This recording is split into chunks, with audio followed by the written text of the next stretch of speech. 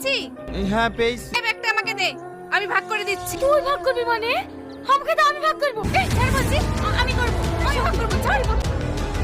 আপনারা চুপ করেন। প্রত্যেক মাসে এভাবে ঝামেলা করেন কেন? কোনো হাট বাজার নয়, এটা হচ্ছে অফিস। আপনারা যদি প্রতি মাসে এভাবে ঝামেলা করেন না, স্বামীর চাকরিটাই চলে যাবে। আমি ঝামেলা করতে আসিনি, টাকা ভাগ করতে এসেছি। তাহলে না সবাই সতীনকে দিয়ে দেবে। ঝামেলা করতে আসিনি, তোর মুখ দেখলে আমার ঘৃণা লাগে। তুই টাকা নিতিস? চুপ করেন, টাকা আমি ভাগ করে দিচ্ছি, এটা দেন। এই মাসে আপনাদের স্বামী 40,000 টাকা বেতন পেয়েছে।